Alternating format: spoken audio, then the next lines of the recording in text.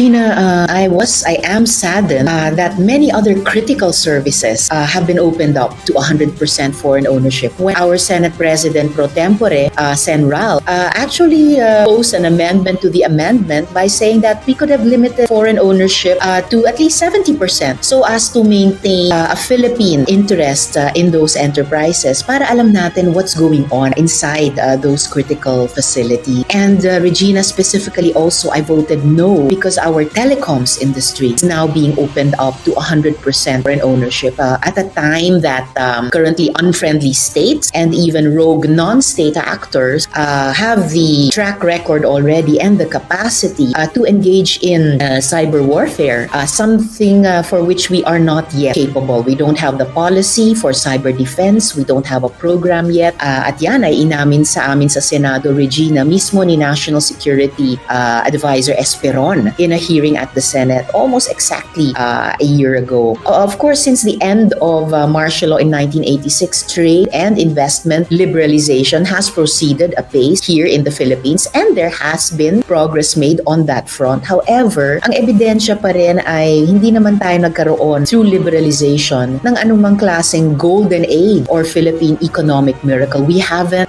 evolved to become one of the Asian tigers like Japan, Taiwan, Korea. Well, yun na nga yung nakapagtataka pa rin, Regina, because 70%, though it's not 100%, it is still above, way above. In fact, it's midway between the current maximum of 40% and the 100% that the bill is allowing. At ang maganda sana sa isang amyenda tulad ng 70% is it would have preserved one-third still to Philippine ownership and oversight, especially in those critical industries. But now, because we have opened up certain critical industries, including telecoms, for me especially telecom, to 100% foreign ownership, then we are, I'm afraid, letting our guard down in terms of threat to our national security. Of course, I was able to get one proposed amendment accepted by the good sponsor, and this is on service resiliency and contestability. I have to say also, Regina, that I do support the objective of inviting more foreign investors into the Philippines para magpasok sila ng kapital, para mag-facilitate sila ng technology transfer sa atin. And I certainly accept the principle that Congress has the power and we exercise the power to determine kung alin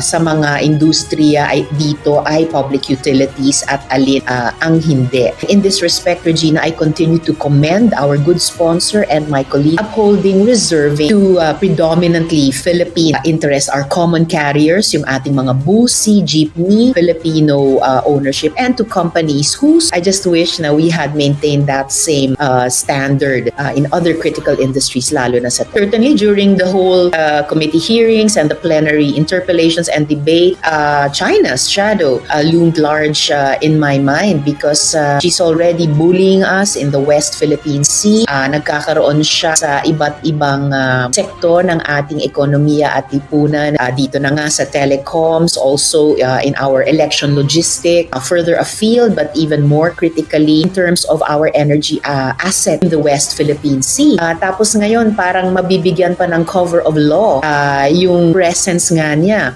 sa ating telecoms industry. And we know that she has a track record and the capacity for cyber warfare, not just vis-a-vis the Philippines, pero iba pang mga bansa, which is why executives and legislatures in those other countries have stepped in to limit foreign, including Chinese influence in their own critical industry. Sayang that we didn't sustain or mount parallel effort. Besides her, in other countries, yun na nga, mga rogue non-state. And imagine, mismong si Sec Esperon ay nagsabing program yet. Yes, actually, Regina, now that you asked me about it, that was my bottom line all throughout the hearings and the plenary debate. Kung sana patuloy natin pinoproteksyonan yung ating telecoms industry by maintaining the 60-40 constitutional, I could have voted for the bill. It's just that in that most critical, I feel, as I mentioned earlier, we let our guard. And this is not the time to do that, given the current state of our foreign relations with China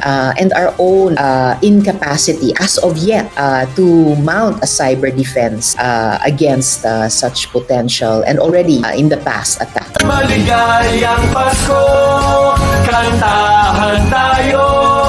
Maligayang Pasko, saya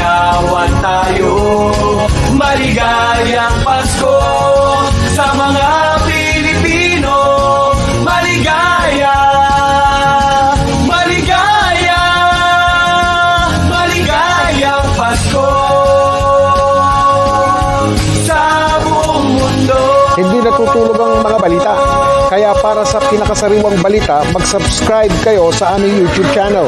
Para sa mga kapuso abroad, pwede nyo rin kami makasama sa GMA Pinoy TV at sa www.gmanews.tv.